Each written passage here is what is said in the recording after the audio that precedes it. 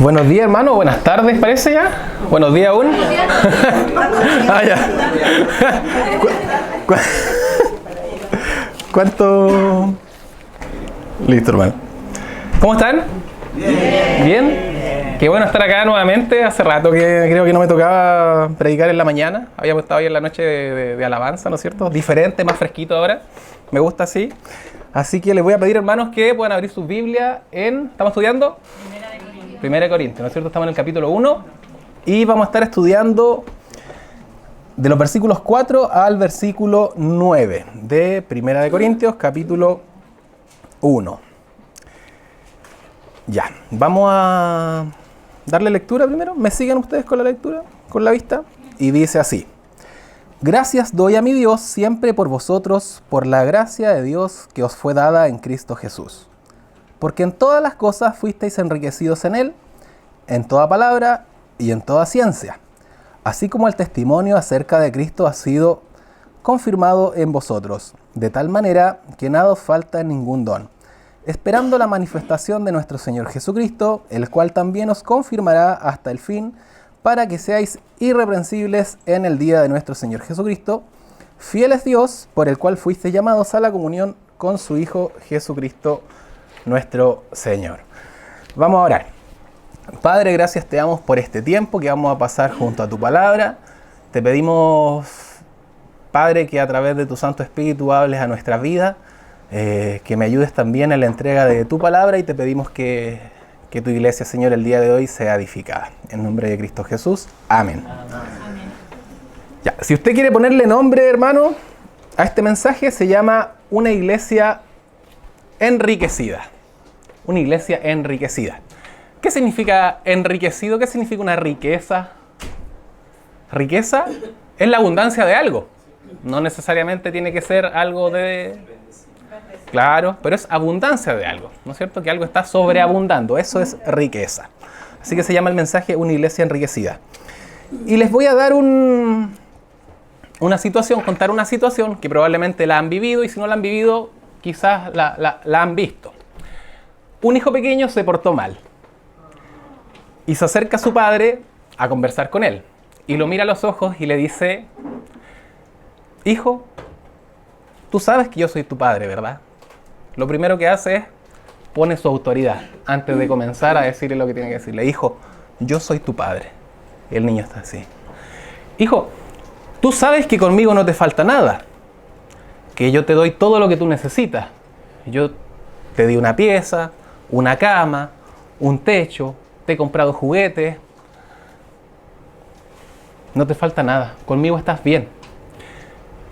Pero tu mamá me dijo que tú has hecho esto. Y empieza el sermón. Muchos de nosotros lo hemos vivido, ¿verdad? Y es precisamente esto lo que vamos a ver hoy. Pero vamos a ver la parte de al medio, que es cuando uno le empieza a decir al hijo: yo te he dado esto, yo te he dado esto, conmigo no te falta nada. El primer punto, que es cuando lo mira a los ojos y le dice: yo soy tu papá, lo dijo el hermano Xavi la semana pasada. Pablo, apóstol de Jesucristo, pero no por voluntad propia, sino por voluntad de Dios. Y el hijo pequeño que se había portado mal es la iglesia, ¿no es cierto? Y eso, ¿cómo se portó mal la iglesia? Lo vamos a ver desde la otra semana en adelante, y probablemente vamos a estar un año viendo el comportamiento de la iglesia de Corintios. Entonces, hermanos, nos vamos a centrar en el punto 2, que es todo lo que Dios le da a la iglesia. Por eso le pusimos como título Una iglesia enriquecida, ¿no es cierto? Basado ahí en el versículo 5, porque en todas las cosas fuiste enriquecido, dice. Ya. Ahora vamos a empezar con el versículo 4, que dice: Gracias doy a mi Dios siempre por vosotros. ¿Cuándo daba gracias? Esto es importante. ¿Cuándo daba gracias a Dios, Pablo? Siempre daba gracias por la iglesia de Corintios. ¿Pero por qué daba gracias, Pablo? Dice: por la gracia de Dios que os fue dada en Cristo Jesús.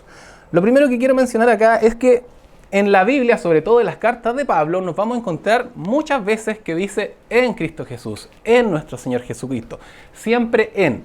Y cada vez que se menciona este en Cristo o en Cristo Jesús, lo que nosotros debemos imaginarnos es un tipo de plataforma espiritual, donde todas las bendiciones que Dios Padre nos da, lo hace fundamentado sobre el sacrificio de Jesucristo, en el cual nosotros estamos sobre este sacrificio. Él es la roca, estamos sobre Él. Cada vez que diga en Cristo, es una bendición que recibimos de Dios Padre por estar en esta plataforma espiritual que es Jesucristo y su sacrificio. Ya, para dejarlo claro, lo vamos a ver muchas veces. Y lo que se da gracias es, valga la redundancia, por la gracia de Dios que os fue dada. ¿Y qué es la gracia de Dios? Lo hemos escuchado muchas veces, ¿no es cierto? Es un regalo. Pero la característica de este regalo es que nosotros no hemos hecho nada para merecer ese regalo. Si usted en su empresa sale el mejor trabajador o el trabajador del mes, eso usted se lo ganó. ¿Por qué? Porque probablemente llegó a la hora, no faltó, hizo más que lo que tenía que hacer, entonces hace una evaluación y usted salió el mejor trabajador. Y probablemente le vayan a dar un reconocimiento o un regalo. Bueno, eso no es lo que acá se está hablando, porque ese regalo, este trabajador se lo ganó. Cuando nosotros hablamos de la gracia de Dios, es un regalo que no merecemos. Y le doy otro ejemplo. Cuando a algún amigo le nace un hijo, una hija, nosotros muchas veces vamos y le hacemos un regalo. Este bebé va a disfrutar de este regalo. ¿Pero él se merecía este regalo? No se lo merecía. Nosotros lo dimos por amor. Por amor quizás a sus padres, ¿no es cierto? Pero ese bebé no hizo nada para ganarse el regalo. Es algo que nació de nosotros dárselo. Entonces, la gracia de Dios es algo así. Nosotros no hacemos nada, pero recibimos este regalo. Otra cosa que podemos hablar de la gracia es que, por lo general hablamos de la salvación cuando hablamos de la gracia de Dios.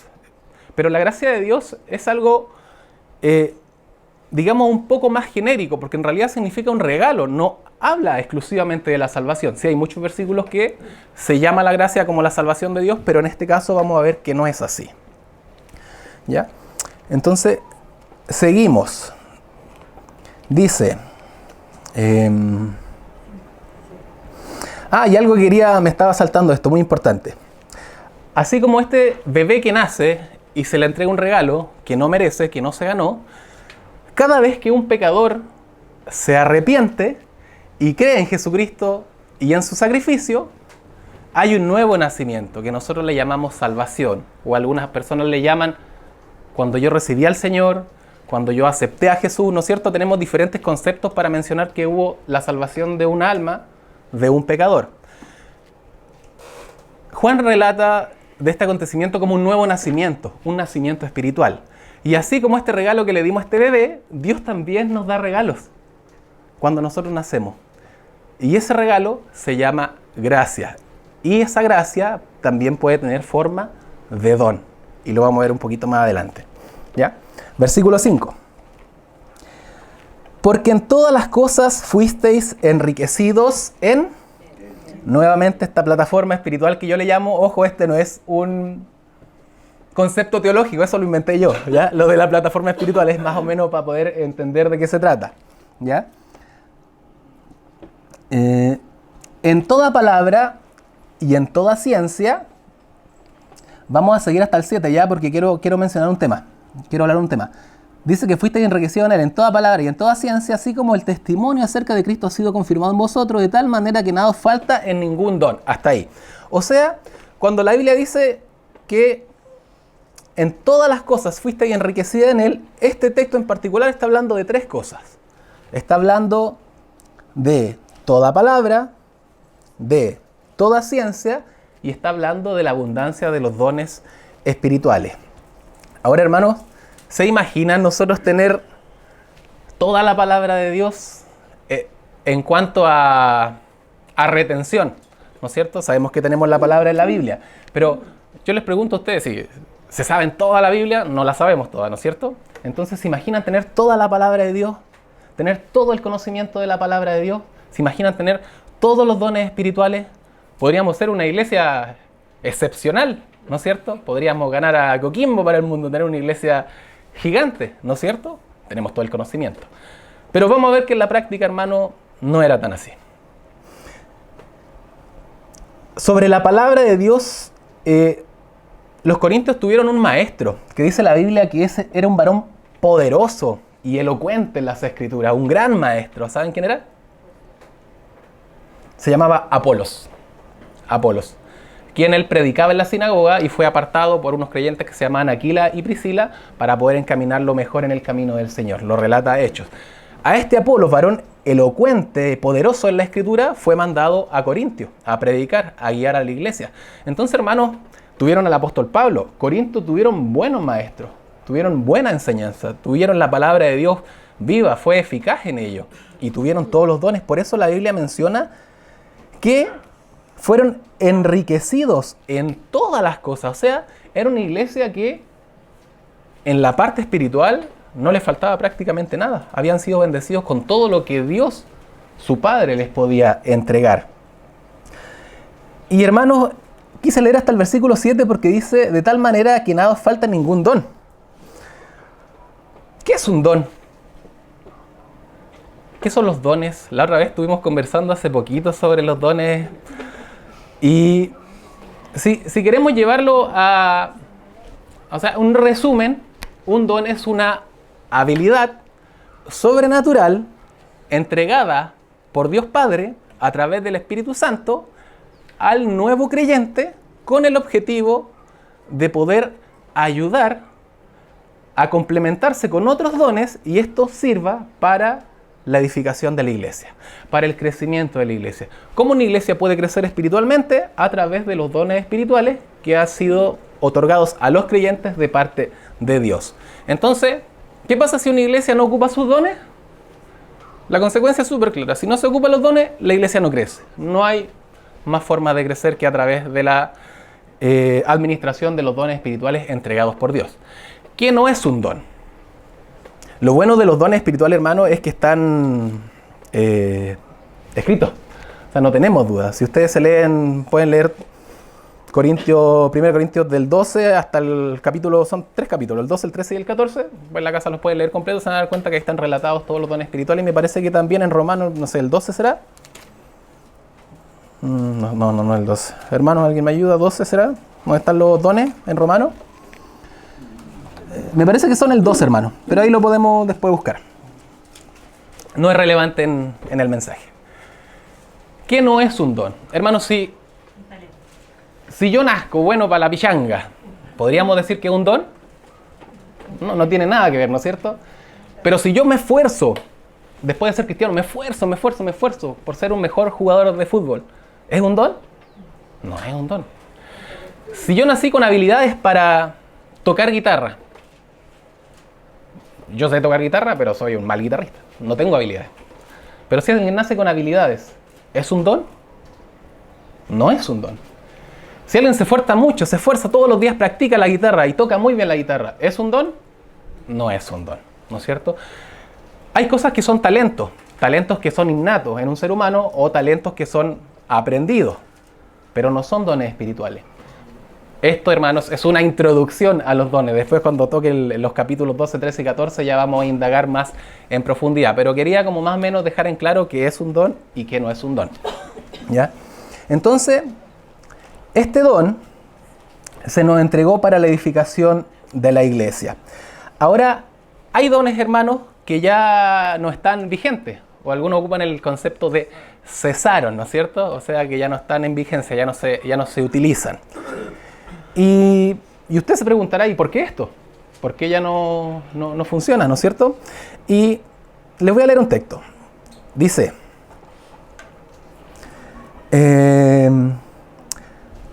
las lenguas, los dones de lengua, son por señal, no a los creyentes, sino a los incrédulos. O sea, son por señal. Eso está en 1 Corintios 14, 22.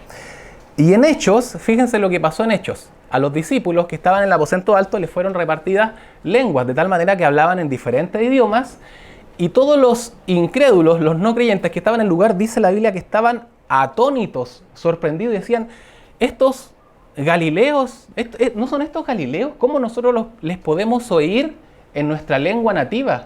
Porque habían personas de diferentes países con diferente idioma, pero estaban hablando valga la redundancia, en distintos idiomas.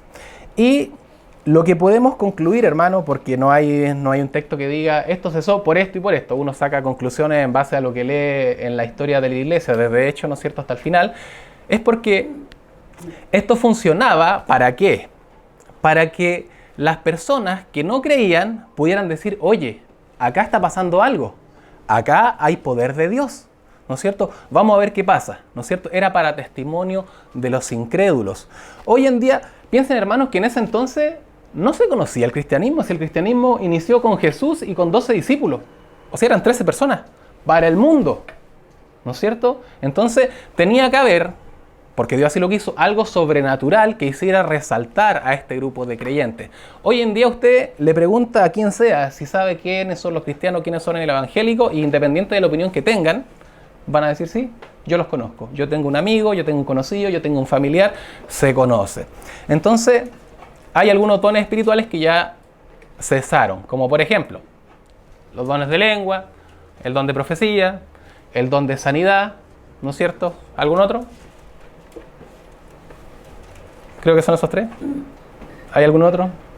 Bueno, por mencionar algunos. Ahora, ¿qué significa esto, hermano? ¿Que Dios no puede usar a un hermano para que ore por otro y haya sanidad? Sabemos que sí, porque Dios puede hacer lo que quiere. Pero ya no se da como don. O sea, es decir, yo lo puedo usar cuando yo quiera porque es mi don. Sino que solamente cuando Dios, digamos, lo quiere y lo permite, ¿no es cierto? ¿Acaso si hoy en día viene una persona extranjera y va a escuchar el mensaje y no va a entender nada, ¿podrá alguien interpretarle sin saber el idioma? Yo creo que puede pasar si Dios quiere, ¿no es cierto? Quizás no, si no quiere. Pero si Dios sí quiere, puede pasar. A veces como que nos limitamos un poquito en lo sobrenatural, ¿no es cierto? Pero Dios, hermano, lo que quiero tener acá súper presente es que Dios puede hacer lo que quiera, ¿ya? Pero en la práctica o en lo común son dones que ya no están. Sigamos. ¿A dónde quedé? Ya. Dice, nada falta en ninguno. Ya, el 7 estamos. De tal manera que nada falta en ningún don, esperando la manifestación de nuestro Señor Jesucristo. Otras versiones dicen, nada falta en ningún don mientras esperan la manifestación de nuestro Señor Jesucristo. Que si usted quiere parafrasear un poco o leer entre líneas lo que Pablo le está diciendo, es manténganse ocupados en sus dones mientras esperan la venida de nuestro Señor. Es decir, no estén ociosos. Se les ha dado un regalo, una habilidad sobrenatural que ustedes tienen que administrar para la iglesia, para su crecimiento. Mientras Jesús no vuelve, ocúpenlo. Manténganse ocupados en eso. Ocúpenlo. Y dice que, nos saltamos al versículo 8, dice Jesús, dice, el cual también os confirmará hasta el fin. La iglesia, hermanos, la seguirá confirmando, manteniendo firme hasta el fin, que sería el fin cuando Él se manifieste, ¿no es cierto? ¿Y qué significa esto, que Dios va a mantener a la iglesia firme? ¿Está hablando de la iglesia en general o está hablando de los creyentes?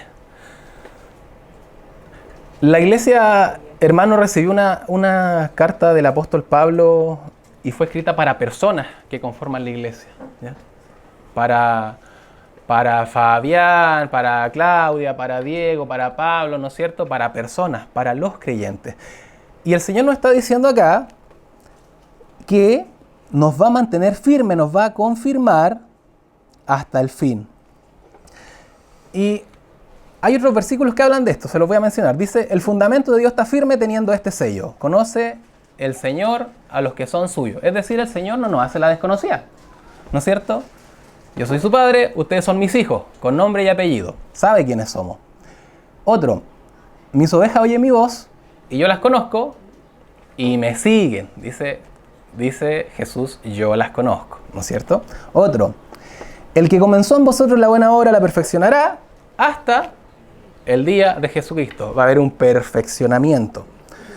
Y nosotros que somos centro bíblico, haciéndole honor un poco al nombre de la misión, donde nuestro centro es la Biblia, y leímos estos versículos que hablan de que Dios sostiene, ¿no es cierto?, y mantiene a los creyentes. Hay un concepto que yo he escuchado hartas veces, bueno, cuando estaba más chico lo escuchaba más, es el de los alejados. ¿Han escuchado hablar de eso? De los alejados. No, el hermano se alejó, ¿no es cierto? O sea, el hermano pasa 10 años fuera de la iglesia. No, es que el hermano está alejado. Y yo me pregunto, digo, bueno, ¿creemos que el hermano se alejó o le creemos a la Biblia de que Dios va a mantener firme y confirmar al creyente porque es su hijo?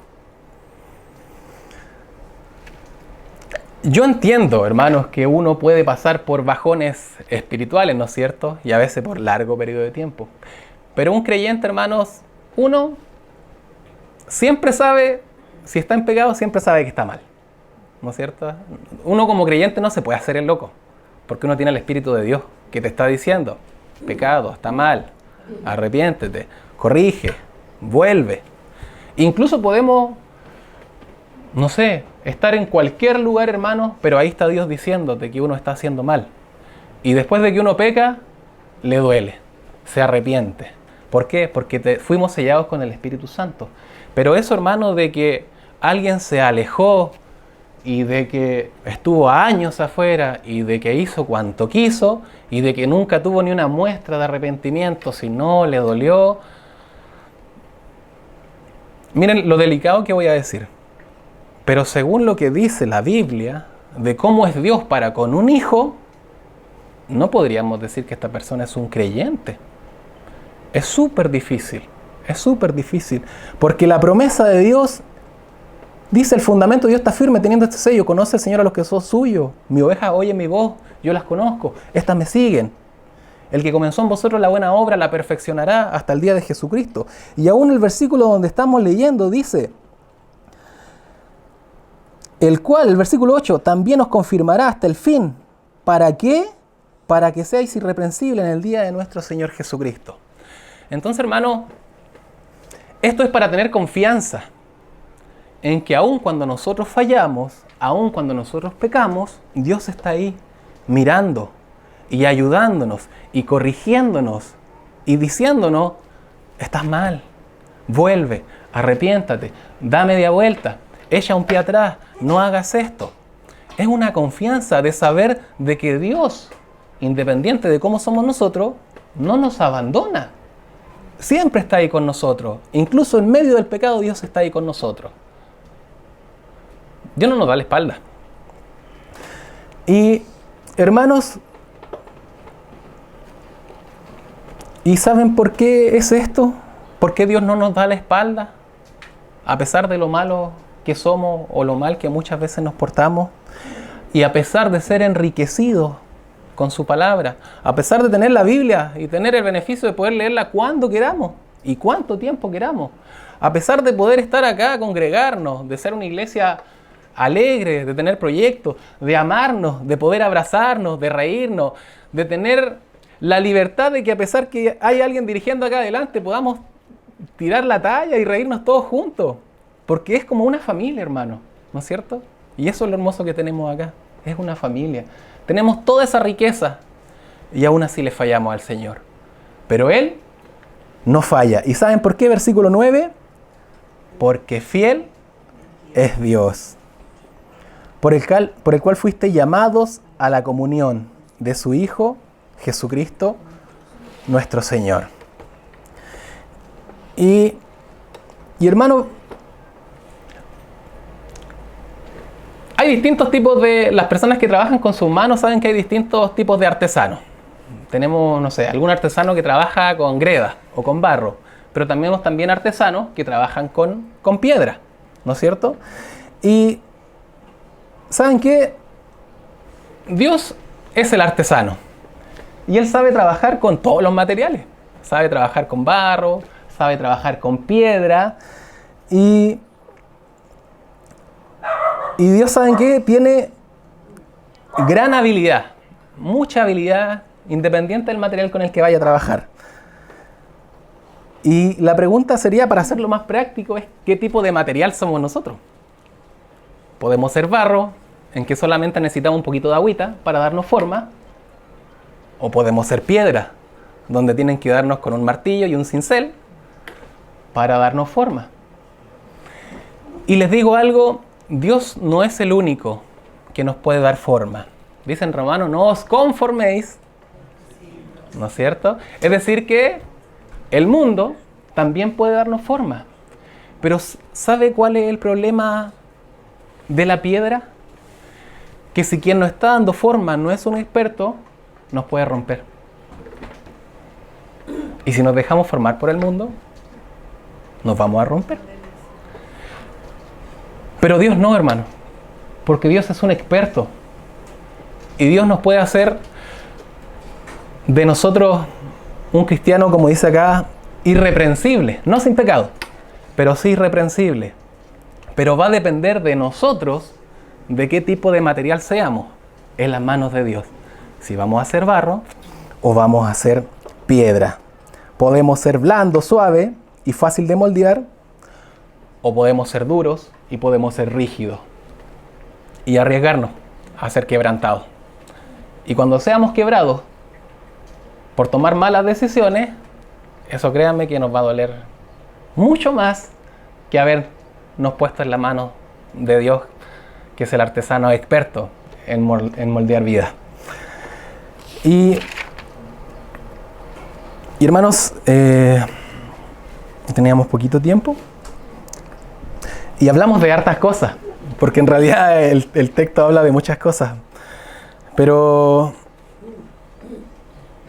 como dijo el Eloy hace un par de semanas, los Corintios eran una iglesia un poco complicada por el contexto en el que ellos vivían, ¿no es cierto? Era un puerto donde había muchas cosas que a Dios no le gustaban, ¿no es cierto? Y nos pareceremos nosotros los corintios. Somos puertos. Pero nos pareceremos en todo lo demás. Les digo algo, hermanos, para ir finalizando. Podemos estar totalmente enriquecidos. Acá, no sé, el pastor, el Eloy dan excelentes mensajes, el Dix, el Xavi. Podemos ser enriquecidos con la palabra de Dios. Y nos vamos de acá llenitos. Podríamos tener todos los dones espirituales. Pero eso no nos asegura, hermanos, que vamos a ser hijos obedientes. Porque en el caso de los corintios no fue así. Tenemos el ejemplo de ellos. Fueron enriquecidos en todo, dice la Biblia. Pero cuando llega el versículo 10 en adelante, el 11 dice, ¿por qué he sido informado acerca de vosotros, hermanos míos, por los declives que hay entre vosotros contienda? Y sigue, ¿acaso está Cristo dividido? ¿No es cierto? Y empieza a hablar de las peleas, las separaciones, divisiones, las fornicaciones, el adulterio, etcétera, etcétera. Entonces, hermanos, puse acá, podemos tener todos los dones y tener todo el conocimiento y tener abundancia de la palabra de Dios y aún así ser hijos desobedientes que no agradan a Dios. Pero tengamos la confianza, hermanos, la confianza de que Dios es fiel y de que si nosotros tenemos un corazón dispuesto, por eso el primer mandamiento es amar a Dios con todo el corazón. ¿Ah? ¿Han visto los jugadores de fútbol cuando se dice, no, que no le puso corazón? ¿Ah? No le puso corazón, pecho frío, claro, no le puso. Es eso, hermano. Cuando uno le pone corazón a algo, es porque le está poniendo todas las ganas, ¿no es cierto? Toda la disposición. Todo lo que uno tiene lo pone ahí. Ah, le puso corazón. Cuando uno ve a alguien trabajar, oh, mira, le está poniendo a trabajar, le está poniendo corazón. Le cuesta, pero le está poniendo corazón, le está poniendo empeño, se está esforzando. Es eso, hermano, amar a Dios con todo el corazón. Lo primero. Y cuando tenemos la disposición de amar a Dios con todo el corazón, entonces ya todo lo que viene después es más fácil. Pero, hermanos, hemos sido enriquecidos. Tenemos a nuestro Padre que es fiel en trabajar con nosotros. ¿Qué es lo único que falta? Tener un corazón dispuesto a ser moldeado por Dios. Así que eso, pues, hermano. Espero que haya sido de bendición para usted. Fue cortito, creo. Eran poquitos versículos, ¿no es cierto? No es tan profundo, digamos, el texto. Lo hermoso, ¿saben qué? Lo hermoso del libro de Corintios, que son textos fáciles de entender. Son textos fáciles, son textos muy prácticos que nos ayudan a nuestra vida cotidiana. Así que vamos a orar para finalizar, ¿ya? ¿Y la hermana Anita estará por ahí? ¿Le dieron el pase a ella? Ahí la buscamos. Ya, oremos. Padre Santo, te damos gracias por este tiempo de tu palabra y queremos pedirte, Señor, que nos ayudes a poder tener la disposición en nuestro corazón de obedecerte, de poder entender que tú nos das todo lo que necesitamos, Señor, como un Padre amoroso, y no queremos ser Padre como los corintios, queremos ser hijos que te honren, que te obedezcan, y te pedimos, Dios, que tu palabra haya cabida en nuestro corazón y que podamos meditar en ella también para que cada vez que seamos tentados, Señor, podamos recordar todo lo que tú nos das y haces por nosotros. Gracias te damos, Dios, en nombre de Jesús. Amén.